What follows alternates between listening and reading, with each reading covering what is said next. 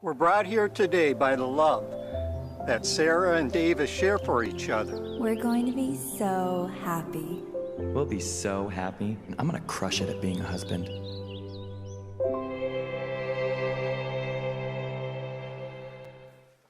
Happy anniversary, babe. Great idea coming here. It's been an amazing year. It sure has. Wait, you do gifts on your anniversary?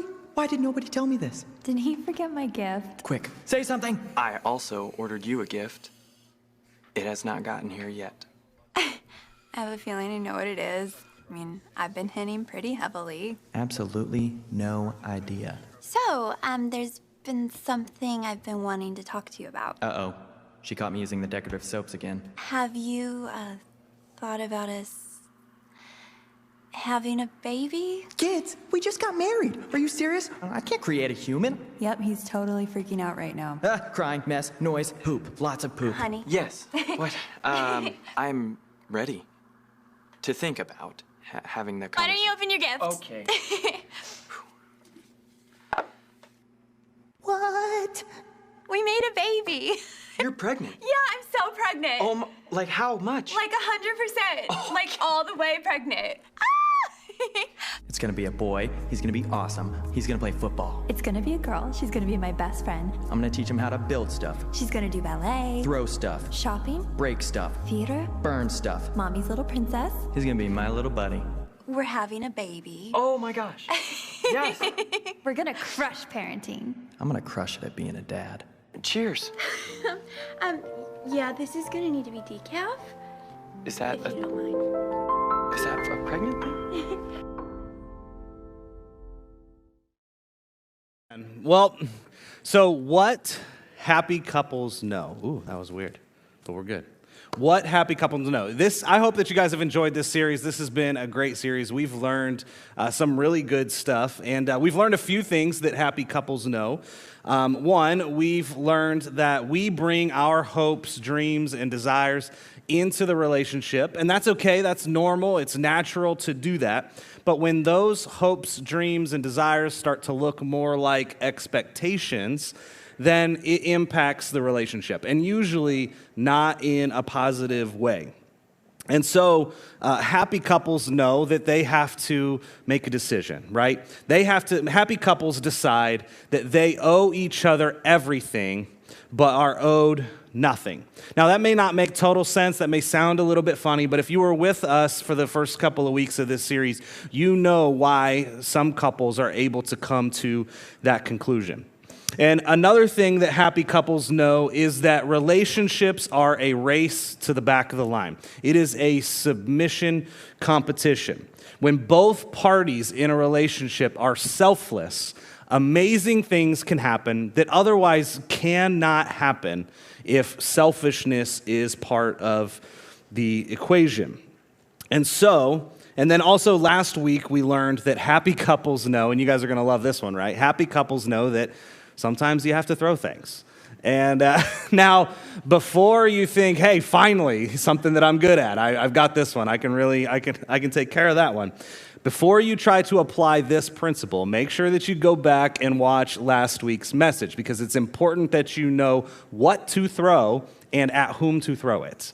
Okay, and so that is in last week's. I want to make sure you go back and listen to that before you try saying, hey, they told me to start throwing things, and so I'm going to do that. Let's be careful about that.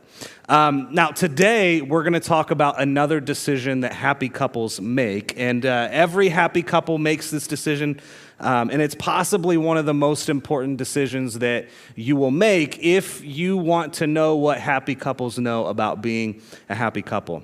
And this is also a choice that you'll have to make in other relationships that you have too, if you want them to be relationships that you actually like and want to continue to have. So for now, we'll call it the happy choice. So what is the happy choice? Well, I believe that the answer to that question is found in a letter that the Apostle Paul wrote to a group of Christians in the first century city of Corinth. Now, this letter was written to Gentile people, and all that means is that it was written to people who were not Jewish. But this is important because this group of people, these people didn't have all of the history and all of the background with God that the Jews had, that the Jewish people had. I mean, the disciples and Paul himself, they already believed in the one true God. The Gentiles believed in or had lots of gods. They had a whole bunch of them. And their idea of religion was very different from the one that Paul was trying to present to them. And in Gentile religion, the gods didn't really care about people. In fact, they absolutely didn't care about people. They didn't really care about what was going on with the people. They toyed with people. They were just like trying to, at least in the legends that were told back then, they were trying to manipulate people, get what they wanted out of people. They were just there for them to kind of play with, little toys to play with and have fun with. In some legends, the gods even, we'll say, procreated with people. And the gods just did not really care about people. And so consequently, as a result of that, in pagan religion, there was really no sense of morality at all, because what you did toward other people had no bearing on keeping the gods happy. And people wanted to just wanted to keep the gods happy so that their lives could go smoothly. And so in order to keep the gods happy, you made sacrifice. They sacrificed anything and everything. They sacrificed things that were important to them. They sacrificed, foods. They sacrificed animals. In some cultures, they even sacrificed children, which sounds completely ridiculous, and it is, but it's a thing that actually happened.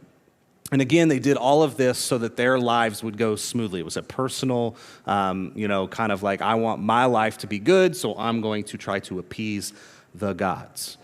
And so the Apostle Paul shows up in this primarily Gentile environment, and he's like, okay, look, like the God that I'm presenting to you, he's completely different. He's not like that. He's totally different from that. This God actually cares about people. This God actually cares about his creation.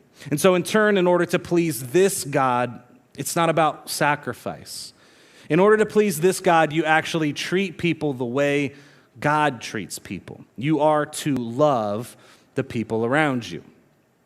The way that you treat people is a demonstration of how much you love and respect God. The way that you treat people is the number one manifestation of how much you love God and respect what God has called you to do.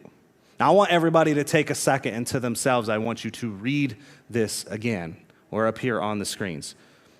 The way that you treat people is a demonstration of how much you love and respect God. So don't try to tell me that you love and respect God if you treat people like dirt.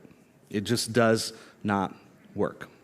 Now, chapter 13 of 1 Corinthians explains exactly what it is I'm talking about here. And I know that this is a well-known chapter from the Bible.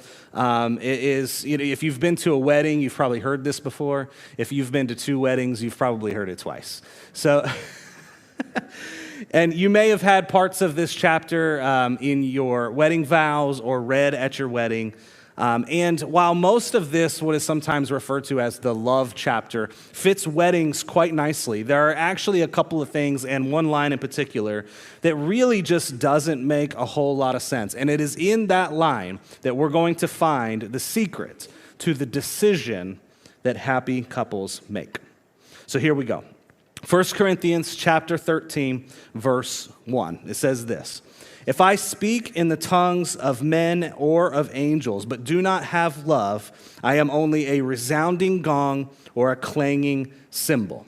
See, in pagan religion, they would often try to speak what they considered to be the language of the gods. And Paul's saying, hey, look, like if you want to try to talk to God like that, go ahead, knock yourself out. But that is not what it's really all about. Even if, and it is a huge if, but even if you could tap into the language of God and of the angels, but you don't have love, then you are nothing more than a whole bunch of noise. Pointless, unnecessary noise. Now, this is a good reminder that acquiring a skill, something like whether it be preaching or teaching or, singing or whatever it might be, that does not mean that a person is spiritual or spiritually mature. Skills can be acquired by anyone, and talents can be developed by anyone. love is the bottom line here. And so he goes on in verse 2. He says, if I have the gift of prophecy and can fathom all mysteries and all knowledge, and if I have a faith that can move mountains but do not have love, I am nothing. Even if I'm the smartest person in the room and I can explain everything that there is to know about everything, the Bible included, and if I have perfect faith, better faith, more faith than anybody, if I don't have love, then I am nobody. You want to know if somebody is deep spiritually, knowledge is not the measure. Oh, but it's one way that you can. No, it is not the measure. Love is the measure. And I could spend the entire day talking about this principle, but we're going to have to move on. But suffice it to say that love is the measure of spiritual maturity. And so, Paul continues on in verse 3. He says, if I give all I possess to the poor and give over my body to hardships that I may boast, but do not have love, I gain nothing. Not 10%, not 20%. If I give away everything that I have, and then I even give up my body so that I can kind of, have something to be proud of and be like, hey, look, I've been through a lot. You should listen to me, feel bad for me, respect me, whatever. If you give to gain, you gain nothing. And just like that, there goes the prosperity theology, I guess. So it doesn't work here. Now, my question is, what does have love mean? He keeps saying that. He keeps saying in each one of these verses, if you don't have love, what does it mean to have love? If you ask somebody if they have love, I'm sure that they would say to you, well, yeah, sure, of course, I have love. Well, how do you know that you have love? Oh, well, it's kind of like an internal thing that you feel. I don't really know how to explain it, but I know that I have it, right? I have love because I feel love for people. I have sympathy. I feel bad for people who are going through difficult times. I feel sorry for those people or that couple or those kids, So I have love. Now, I would love to tell you what it means to truly love, but I'm not going to. Because I think that when we try to decide what it means to us to love, that's when we get into trouble. Now, see, Paul, under the direction of the Holy Spirit, was inspired by God to tell us exactly what he means by have love. See, he wanted these ex-pagan Christians to know that this isn't like some kind of internal thing. To have love is not a feeling. Love is not something that you feel, it is something that you do. Now, if you're thinking, wait, hold on a second, love, that doesn't sound right to me. Love's definitely like a feeling, isn't it? Just hold on. Paul explains what love is and how you can know if you have it or if you don't. In verse 4, this is what he says. This is what love is. Love is patient. Love is kind. It does not envy. It does not boast. It is not proud. It's patient. And there we go again. There's that race to the back of the line thing again. And love is kind. Love defers. Love says, I could put my foot down. I could make you back down. I could make you submit to me, but I'm going to defer to you because I love you. And it does not envy, it does not boast, it's not proud. See, love, says, I'm not going to try to steal your spotlight. I'm not going to try to one-up you. I don't always have to have a better story than the one that you told. I'm not going to try to elevate myself above you. Love doesn't do that. And then he keeps on going in verse 5. He says, it does not dishonor others. It is not self-seeking. It is not easily angered, and it keeps no record of wrong. See, love decides that if something is dishonoring to you, then I'm not going to do it. Even if I could justify it somehow in my own mind, I feel like I could justify myself for doing it. Love knows that it would be sin for me to do that. It's not self-seeking. And here we go again. Move to the back of the line. Okay, we get it, right? Well, hopefully we do. Love does not have a short temper. Wow, okay, all that other stuff is great, but you can just leave me out of this. Love does not keep score. It doesn't take notes on how others have messed up. And when you do have to have a difficult conversation with the person that you love about something that is bothering you about them, and you will have to have those conversations. You have it, and then you get right back to trusting, because love is not keeping score. There's no, yeah, but last time no. Love doesn't keep track of that. And then he says in verse 6, love does not delight in evil, but rejoices with truth. Now, this one's a little bit strange, but what he's saying here is love doesn't set traps. It's not constantly trying to catch the other person doing something wrong, because love understands that that's a self-fulfilling prophecy. If you're constantly looking for something to go wrong, you're going to find things that go wrong. And love gets no pleasure out of finding something wrong. And we shouldn't be looking for that. And then, after verse 6, we get kind of a rapid-fire sequence of things that love always does. Now, I try to tell people to stay away from using never and always, because never and always are rarely true, but I didn't write this thing. So here we go. Paul tells us some things that love always does. And so when we hear this list, when we see this list, we should think, if my version of love, not the love that I expect to get from my spouse, but if the version of love that I give to my spouse, if my version of love, if my definition of love doesn't always include these things, then it might not be love. It might be a feeling, but it might not really be love. So here's the list. Verse 7. He says, it always protects, it always trusts, it always hopes, and it always perseveres. Now, one of the things on this list doesn't really make sense. And the one on this list that doesn't make sense is this one. Always trusts. See, love's default setting is to trust. And the reason that this one doesn't really make sense is because when we think of this word trust, we think, well, yeah, I mean, of course, that depends if the person on the other end has proven to be trustworthy and if they've never done anything to break that trust. But that's not what it says. It says, always trusts. And this right here is the keystone to what happy couples know. Because in every relationship from time to time, there is a gap between what we expect to happen and what we actually experience, right? There's a gap between what we expect, the expectations that we've created. Maybe, it's one of those hopes, dreams, and desires that we brought into the relationship.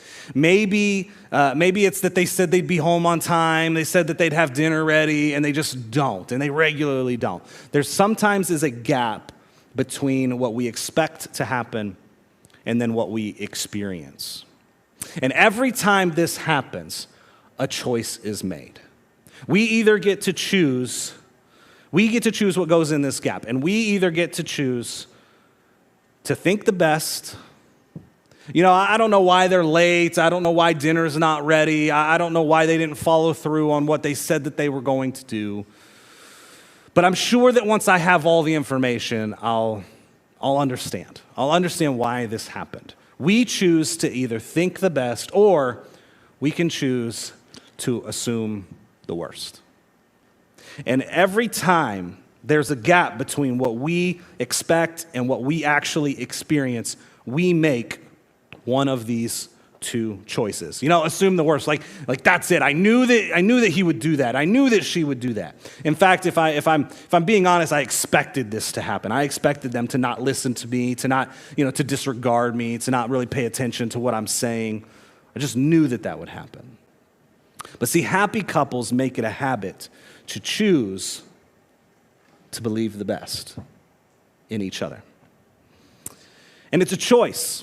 Again, whenever there's a gap between our expectations and our experience, happy couples choose to think the best. Now, in order to do this, you might think, then the answer to that must be to just lower your expectations, right? Happiness is low expectations. Just lower your expectations and you won't be disappointed. In fact, couples that choose to think the best all the time, they must basically have no expectations at all. Just don't have any, and you'll be fine. But the interesting thing about that is a study was actually done about this. A group conducted a study where they asked a bunch of couples that had been together for a long time. They asked them to rate themselves and then rate their spouse on a list of different like character type of questions and how they are as a person, how they are as a spouse. And what the study found was that when asked to rate themselves and to rate their spouses, happy couples routinely rated their spouses higher than they rated themselves. They seemed to be almost blind to the deficiencies of their spouse, because I'm sure that their spouse wasn't just like without fault and they were perfect and totally fine, right? I'm sure that that wasn't the case. But they had this almost unrealistically high view of their spouse. And so what happened, what caused this was what they called the upward spiral of love. So see, these couples, they believed that their spouse was the best, just absolutely the best. And they had believed it for so long that they became convinced that it was true. See, that belief that their spouse was the best created the conviction that that actually was true. And that conviction led to a sense of security. They're convinced that their spouse is just the best and they've got their best interest in mind, and so they become more secure in that relationship. And that security then led to an even higher level of trust. And that trust created intimacy. You know, an intimacy that like where you can fully trust someone. You don't have to hide anything. You don't have to hold anything back. You're not keeping back parts of who you are. You can really fully be known by this person. You can really fully trust this person.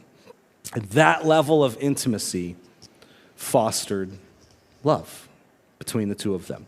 And that love brought on by the intimacy, which was brought on by security, which was brought on by the conviction that their spouse really was the best. That love reinforced the belief, the conviction that their spouse really was the best. And boom, right there, we're at the top, and the cycle just kept repeating itself. Upward and upward and upward. And then at the end of the study, the group that did the study, they made a recommendation for any couple that was looking to have what these couples had. The recommendation that they made was to find the most generous explanation for each other's behavior and believe it. Find the most generous explanation for each other's behavior and believe it. It seems simple, but it might be kind of tough. So here's what I would like to do. At this point, I actually am going to ask for my wife to come out here and join me on stage. And while she does, of course, like the others did, we have some pictures to show you. I would love for you to see these pictures. Of course, I really want you to see these pictures. Look at these pictures. I mean, come on, like, look how young. How young were we? I don't know. High school, I think we were in high school. I think we were in high school probably. So here we are, and then the next one, everybody, okay, yeah. All right. That was prom. We got to see this picture. Oh my goodness. Why did you pick this picture? I'm just kidding. So I know that I make this look good, so it's all right. Don't worry about it.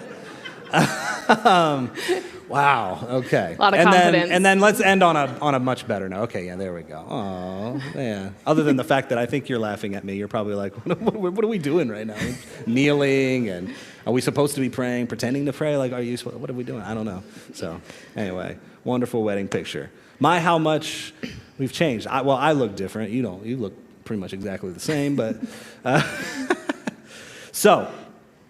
What we would like to share with you guys is how we got to this point where we could, always default to the most generous explanation for each other's behavior. And the reason why, I think one of the reasons why we got to that point is because we decided early on that we were going to be each other's greatest supports. And, here's an example of that. When I was growing up, I was used to being somebody who, felt like they just didn't quite measure up very well. So I have an older brother who's 4 years older than me, so, we went through the same school system, so I end up getting to have like I get the pleasure of having a lot of the same teachers that he had and stuff like that. Mind you, my brother is straight A student, relatively quiet, which You were quiet, but not straight A student. No, I wasn't a straight A student. Yeah. So anyway, I got used to hearing things like, your brother never had any issues in my class. I mean, your brother never had any trouble getting all of his assignments turned in.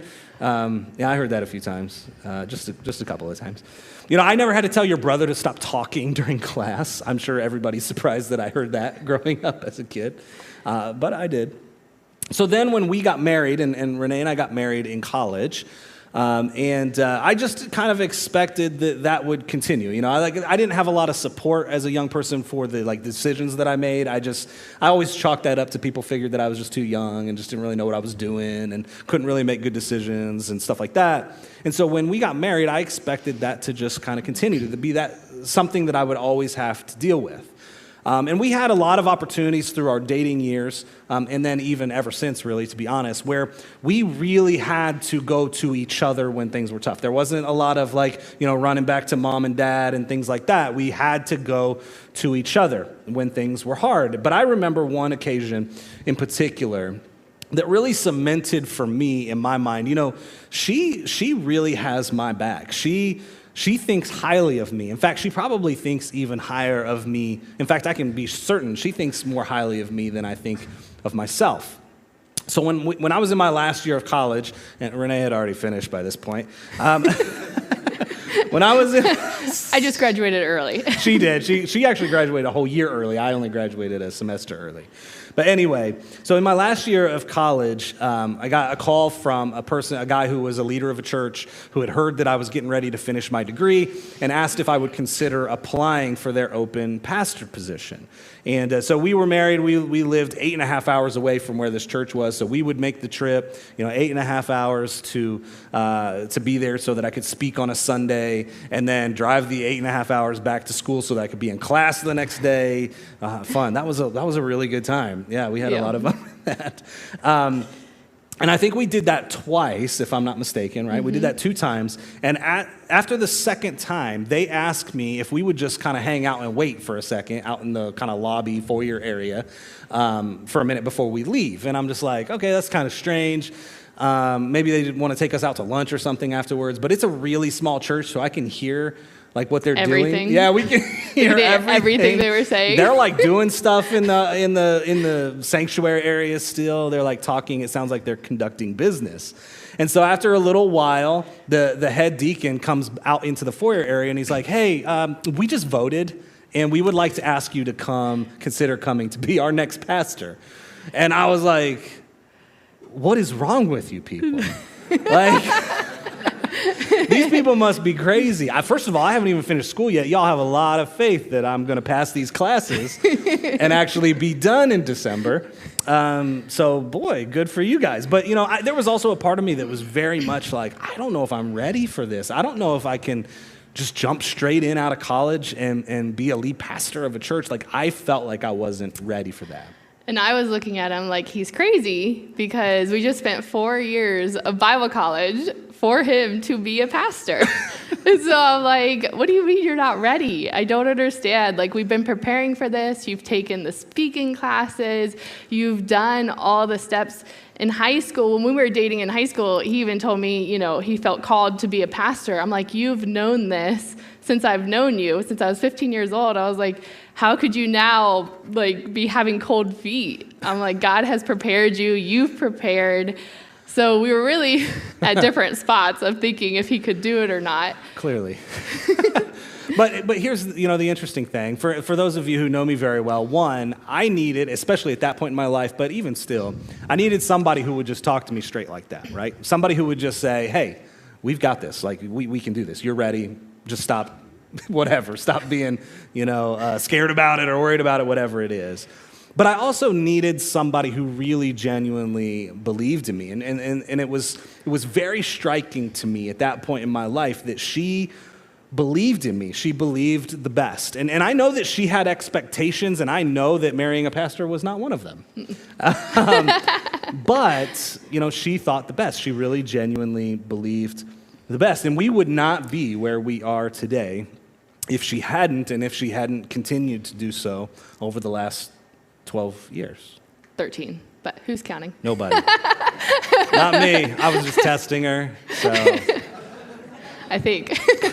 I don't know. I don't even know my age these days, so I know, might be seriously, wrong. right? You go from the oldest kid and count backwards. I don't really. It's confusing. I'm lucky if I get my kids' birthdays right. So Now, now the thing is, we knew that we were each other's greatest supporters by this point, and we knew that we had each other's backs. We knew that we could truly trust each other, and we choose to trust because sometimes, you have to just make that choice.